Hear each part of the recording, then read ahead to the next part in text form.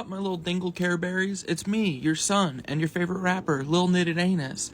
Did you guys know that in 1930s Germany, that everyone actually kind of knew what Schmittler was doing and they just didn't really care? And the ambassador to Germany from America was warning everyone about it for 4 years before World War II. No one did anything about it or cared. Yeah, because back then everyone was desensitized to like hate Jewish people, and now it's just like we're all desensitized to Muslim and Arab people, because of 9/11. So, same. You know what is interesting though? No matter all the differences between all of our different enemies, at the end of the day, they all have the same thing that we wind up with: their oil. Weird. Yeah, dude, this guy named William Dodd, he was like a history professor. No one wanted to be the ambassador to Nazi Germany in 1930s, and he was like the 17th choice, and he decided to do it. And he totally bucked the system because usually it's a bunch of rich, like, dignitaries and stuff, and, corporate people and whatever, and their job is to just go there and schmooze everyone. But he was like, nah, I'm not throwing these lavish parties and stuff. I'm gonna be driving my crappy little Buick, and I'm going to tell these Nazis what I actually think about their little system. And then, in the end of it, everyone ridiculed him and sabotaged him enough where he had to frickin' resign, like, a little bit before World War II started. But the whole time, for like 5 or 6 years, he was warning FDR in America about what was coming, and no one listened to him, right? Dodd was kind of a radical, actually, for, like, ambassadors, I think. Look at what he believed here. He said he learned a class-conscious view of Southern history from his family, which taught him that blank holders were responsible for the Civil War. In the 1930s, he was talking about this stuff. And his lifelong goal was to write a Civil War book that he was trying to write while he was in Germany, and he never got to finish it, but I really wish I could have read it. So Dodd is ambassador during this, like, super critical time when the Nazis hadn't taken full power yet, but they were very popular. And then I think, like, within the first 6 months, Schmittler took full power, and that's when everything, like, ramped up to the nth degree. But even when he first got there, Dodd was warning FDR and other State Department people about assaults that were happening because random people on the street refused to do the Nazi salute. That happened like 20 times while Dodd was there before everything popped off. Like, it's crazy. Yeah, no one wanted to take the job because of the volatility there. People saw what was happening. Like, see, that's why. Like, people knew, and he was like the only person willing to do it, and he wanted to try and do a good job. And it's kind of a miracle that he wasn't like, a total right-wing crazy like it would be today. He wasn't just a rogue actor acting for like a state agency at that time. The whole story is told in this book by Eric Larson. He's the dude who did Devil in the White City.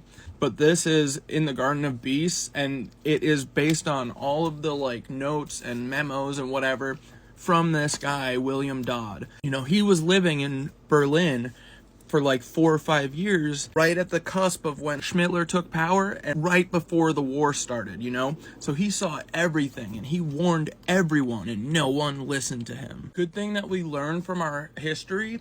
We read it, we know it, and we don't repeat it, especially the bad things, because that would be dumb, It would be dumb to ignore all of the smart people around you who are trying to do their job good and are warning people and telling them based on evidence, this is what we should be doing, instead of just whatever you're feeling or the voice inside of your head tells you, And I'll give you guys one good guess why America was so late to like go in on Germany and why no one would tell them to stop.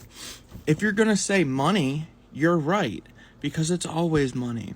It's because Germany owed so much debt to America after World War I, and the Wall Street guys were like, hey, if we condemn them, they're not gonna pay us back. This is totally different than now because we've learned from our mistakes and stuff.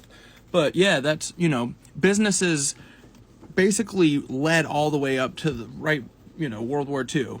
And it's their fault, essentially, because no one was willing to do anything because it would upset the businesses and Wall Street. So, Good thing America totally doesn't think about Israel as like a huge investment that they've been making for like 75 years, He was in a meeting once where he was criticizing the German government in front of Goebbels, and then they hated him forever, and he kind of worried about getting, a couple times because he saw that they were doing this to people that they just didn't like. He was there during the Night of Long Knives, which, if you don't know, is when the German government took out the half of the German government that was fighting them for power, essentially. And they just assassinated all of them in the night. And then Dodd was like, whoa, okay, this is getting nuts. We have to stop this. And everyone was like, shh, shh, shh, hush. Money is talking. You need to stop. He reported to the State Department that Schmittler was planning on annexing Czechoslovakia, and they were like, nah, nah, nah, nah, nah. Here's a really interesting part. He decried the tendency of Europeans to refuse to believe that Schmittler meant to carry out the expansionist plans he had outlined in Mein Kampf. Thank goodness that there are no current day parallels, like something historically that we could look back on and be like, we should, think about this.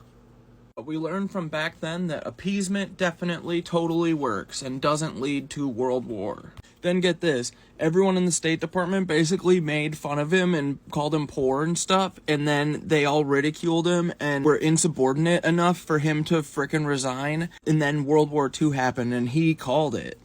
He said it was coming. No one listened to him. Everyone said he's stupid, he's woke. Shut up, you stupid woke. You're dumb. The homie wasn't dumb. Even though he looks like, a southern plantation owner, seemed like a decent dude. And that's all it takes. People just need to be decent and call out what they see. Let's learn from history this time, guys. It was actually like a year and a half after he resigned that World War II started, but read this interesting little quote that he said.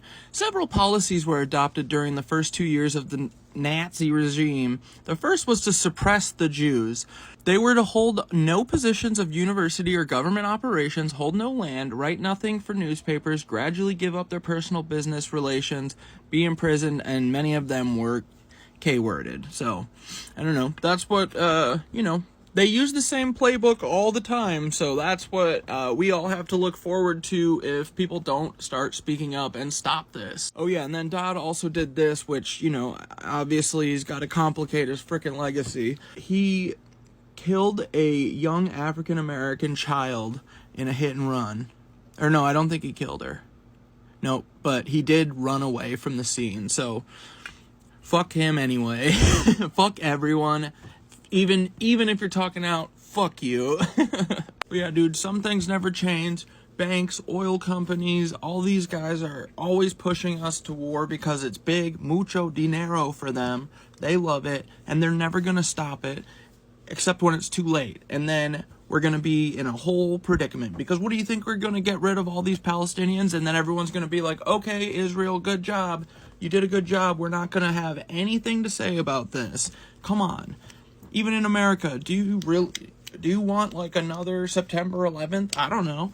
Could be coming. Oh, we're so doomed. Yeah, look, he wrote a letter to the president. He said that Goebbels and Göring have frequently made statements as belligerent as ever, talking about rearmament and reemployment of arms and going to war willy-nilly. He even tried to resign. But hey, just like Dodd, at least when Joe gets us into World War III, I'm going to be able to look back at this video and be like, I told you so, just like my boy Dodd.